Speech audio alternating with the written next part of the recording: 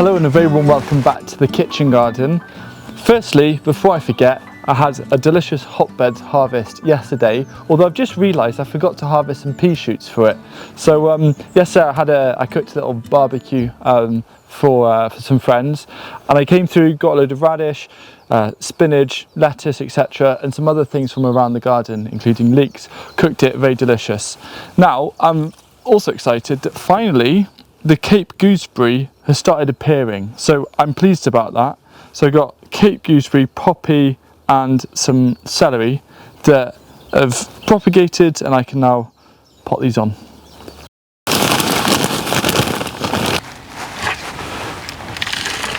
Now it's getting quite exciting here in the polytunnel. There's a lot of different things sprouting, like white sprouting broccoli and purple sprouting, and then in front is the apricot.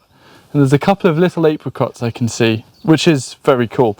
Now, here what I've done, I've just filled it with some compost, and when you're pricking out and then potting on, what you can do, if the compost is a little bit dry, you just add a bit of moisture. So it means when you make the hole, the compost stays intact.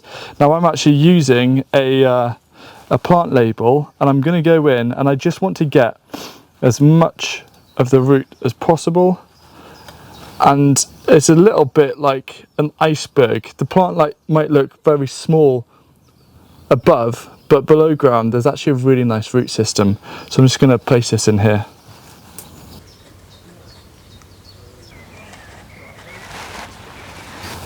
So here I have 10 celery blush seedlings. That's all I need for this small space. I'll pot on the others, of course, for the rest of the projects.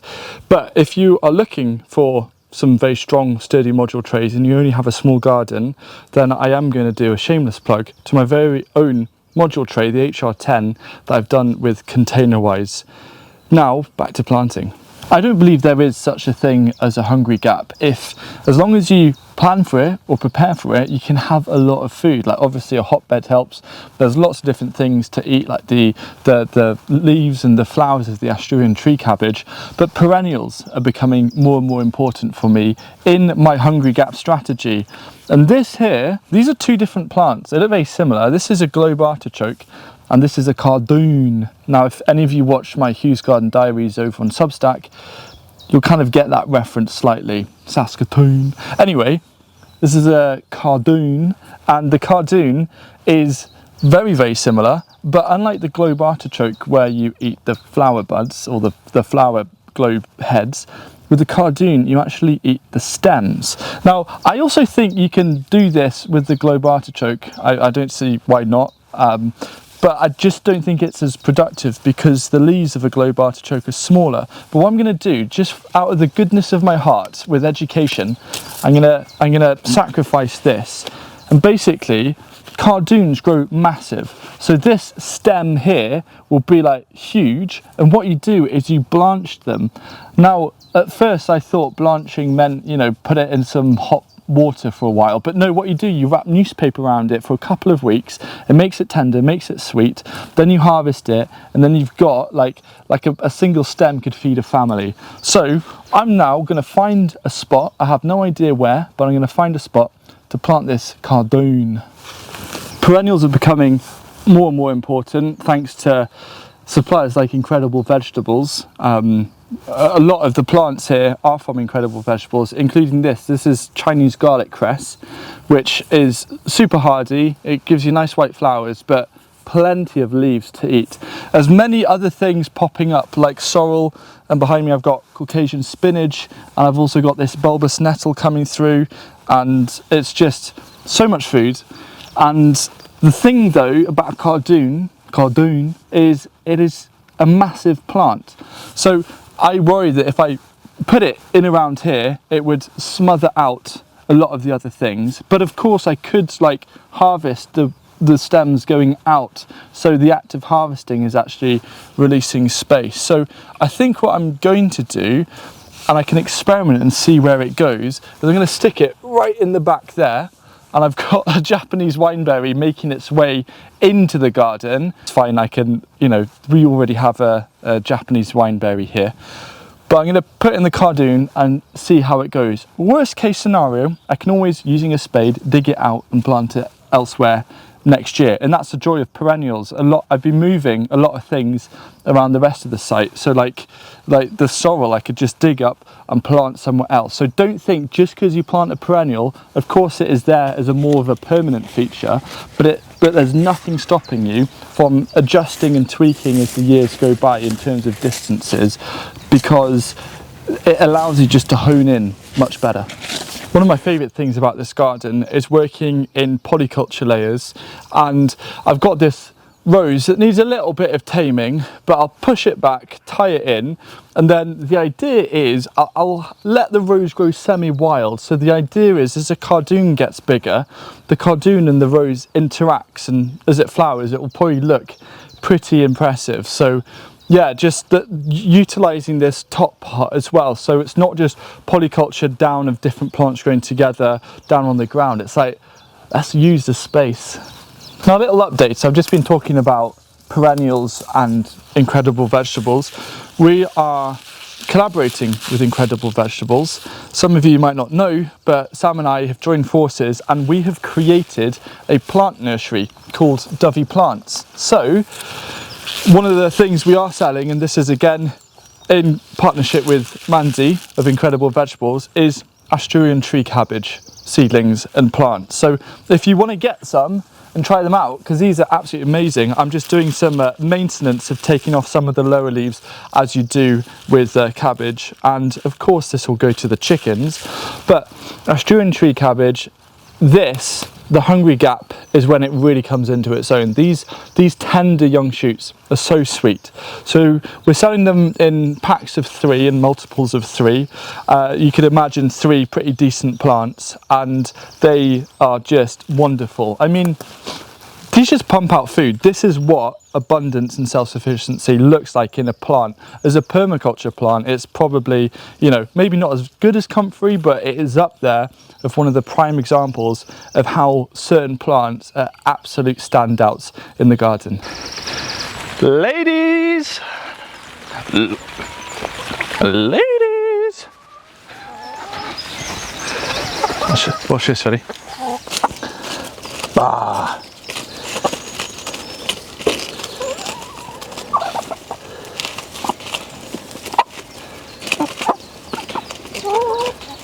There's a few little things going on in this corner. Firstly, we've got sprouting sprouts, and apparently sprouting sprouts are tastier than sprouts. So you can cook them, I suppose, in many different ways, like blanching them in salted water or char grilled or anything like that. But we've left them to harvest and see what they're like. Now, this part here is probably, out of the whole garden, apart from the one down the bottom where there's mint, is the darkest corner. So I've got this beautiful herb fennel coming through, but hiding behind is a little patch of wild garlic. Now half of it is missing because we put in some drainage and took half of the plant out and forgot to put it back, but that I'm going to allow it to spread. Now wild garlic is fantastic because it isn't just something that you can forage, instead you can actually grow it in your garden. What I have is a linear food forest, and in the linear food forest I've got wild garlic, and next to it is rhubarb, and then Dorberton's variegated kale, all working together, all perennials, have no issues when it comes to slugs. That's one of the benefits of perennials, and it looks really cool. So just a little idea, if you have a shady spot in your garden, think, why don't I create my own wild garlic patch, which again is perfect for this theme of the hungry gap. This is one of the best things for the hungry gap. It's really easy to preserve. It's very easy to preserve, plus you can eat the flower heads and also the flowers. So if you want any tips on wild garlic, check out Chef Sam Black.